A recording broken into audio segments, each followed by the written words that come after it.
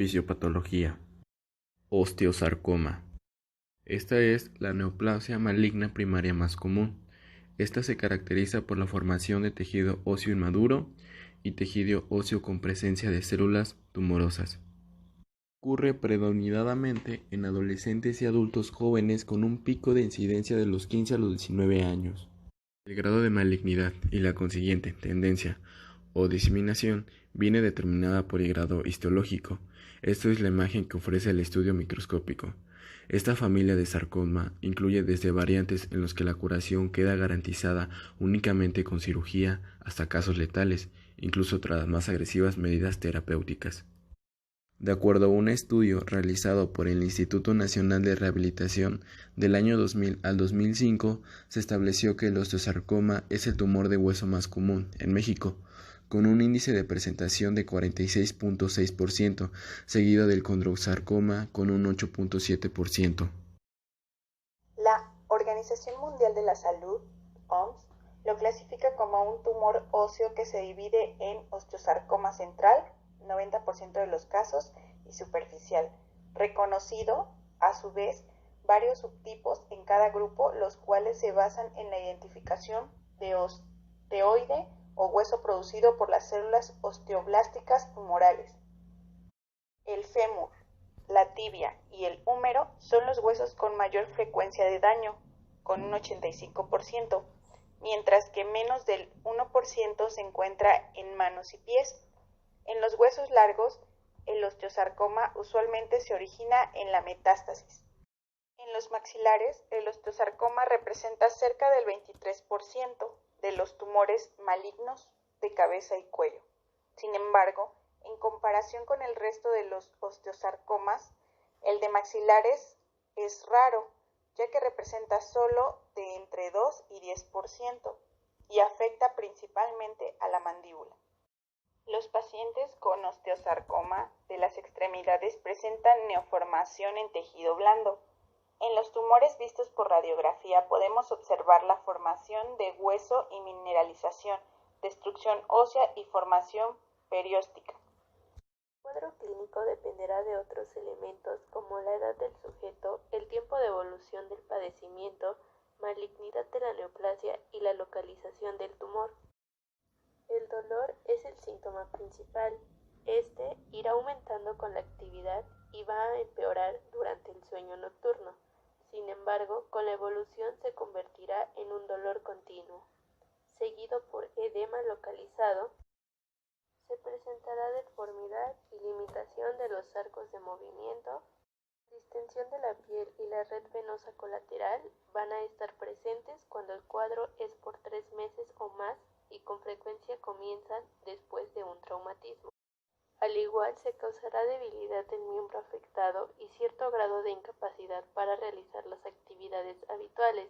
El rango de movilidad de las articulaciones va a disminuir, con lo que se observará atrofia muscular secundaria a la falta de uso del miembro afectado.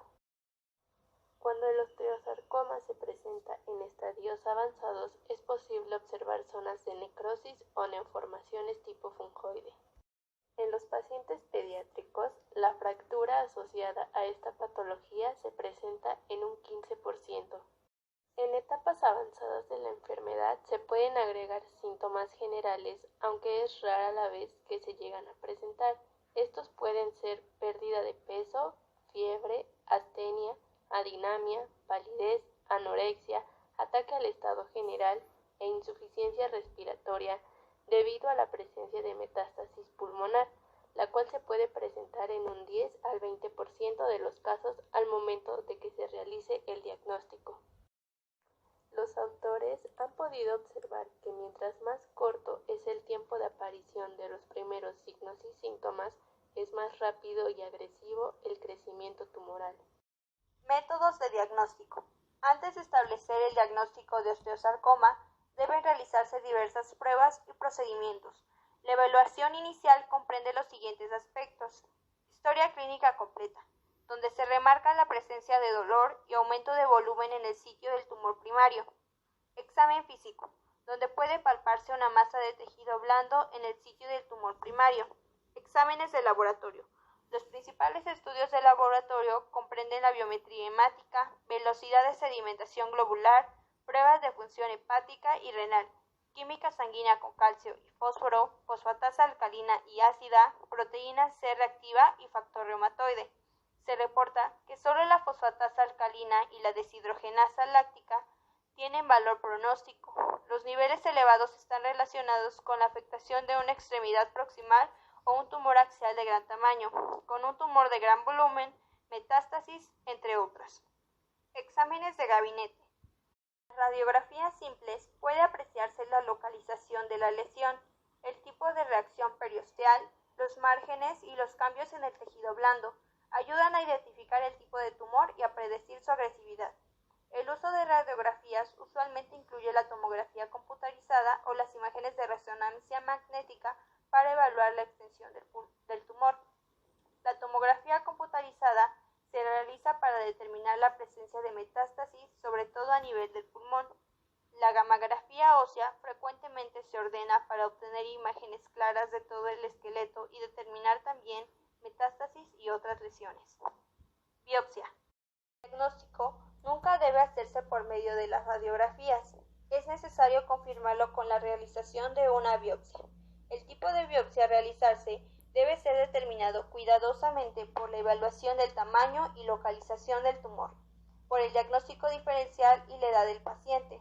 Se recomienda que este procedimiento lo realice el cirujano que llevará a cabo la resección del tumor, ya que es de suma importancia el lugar donde se realiza la biopsia con relación a la localización del tumor y la estructura anatómica comprometida. Tratamiento. En las 3 últimas décadas se han logrado sustanciales progresos en cuanto al tratamiento de los tumores óseos malignos, ya que considerando un equipo multidisciplinario se abarcan diferentes áreas. Oncología. Para tratar con éxito a los pacientes debe usarse quimioterapia sistémica, que se aplica de manera intravenosa o intraarterial, al igual que la quimioterapia neoadyuvante, que es la que se administra antes del tratamiento quirúrgico. Actualmente se utiliza un promedio de 4 ciclos antes de la cirugía y 8 después, para reducir los restos tumorales que pudieran haber quedado.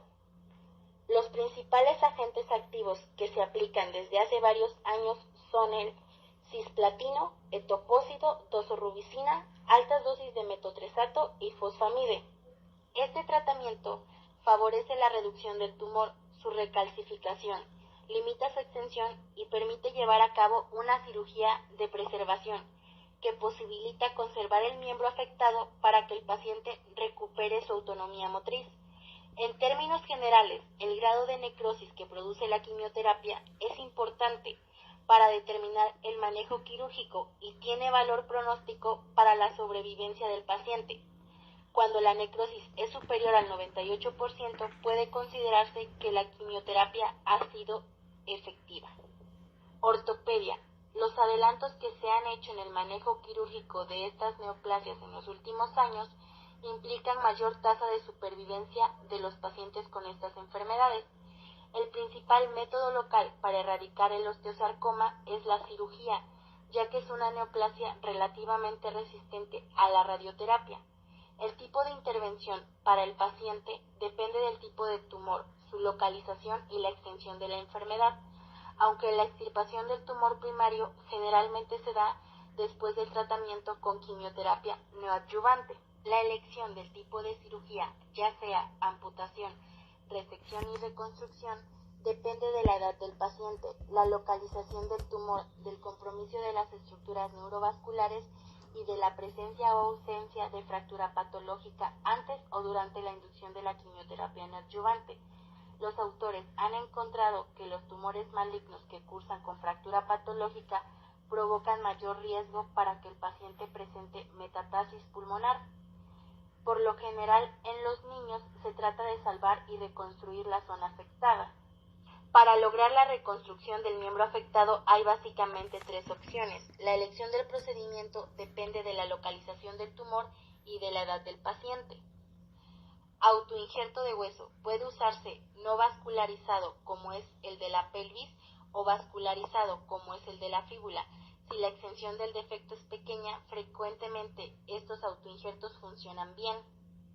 Aloinjerto de hueso estructural. Puede ser intercalar u osteoarticular. La principal complicación que presentan estos tipos de injerto es la dificultad para incorporarlos al hueso del paciente y la facilidad con la que se puede producir una fractura. Los aloinjertos osteoarticulares pueden usarse en la reconstrucción de cualquier articulación, húmero proximal, fémur distal o tibia.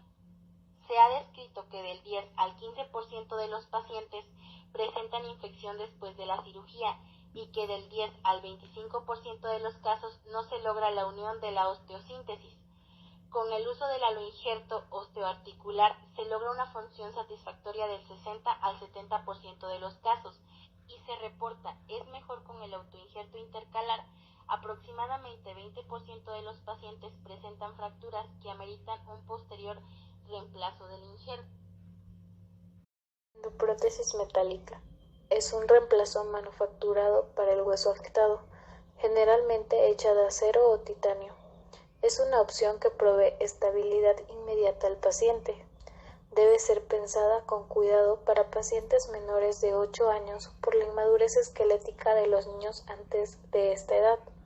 La principal complicación de este procedimiento son las infecciones que suelen presentarse hasta en el 35% de los casos. Para niños menores de 8 años puede usarse como método de reconstrucción la plastía de rotación tipo Van-Ness. Psicológico. El impacto psicológico que produce una neoplasia en la vida del paciente y de su familia es grave, ya que implica la reconstrucción de la forma de vida tanto individual como familiar. Cualquier padecimiento provoca ansiedad en los pacientes y sus familiares porque crea una serie de amenazas reales, imaginadas o potenciales.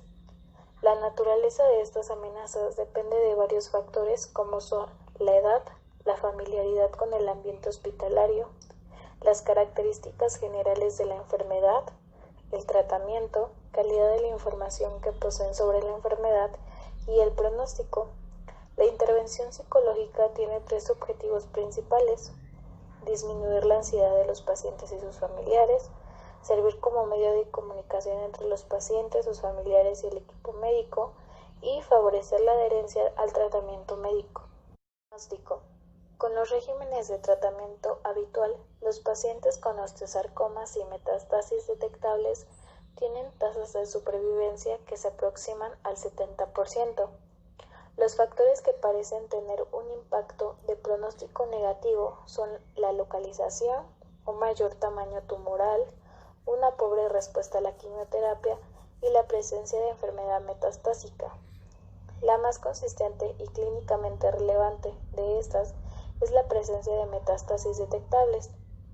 Los pacientes que se presentan con lesiones pulmonares rescatables tienen una supervivencia del 30 al 50%.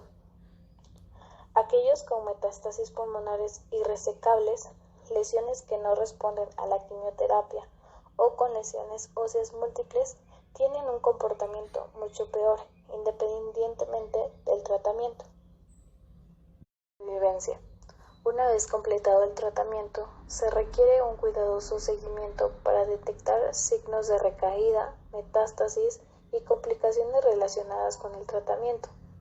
Esto incluye un cuidadoso examen físico, radiografías del lugar primario de origen, estudios de imagen periódicos del tórax, escáner óseo y pruebas de laboratorio. Esta evaluación es realizada de manera periódica, frecuente en el posoperatorio inmediato y con mayores intervalos en el tiempo en cuanto el paciente permanezca libre de enfermedad. Si se detecta una recaída, debe garantizarse la realización adicional de cirugía y quimioterapia. En ella son aplicables los mismos principios que en la enfermedad primaria, aunque las tasas de supervivencia a largo plazo son inferiores. Algunos datos sugieren que los pacientes con recaída temprana, menos de un año después de concluido el tratamiento, tienen un pronóstico peor que aquellos que recaen más tardíamente.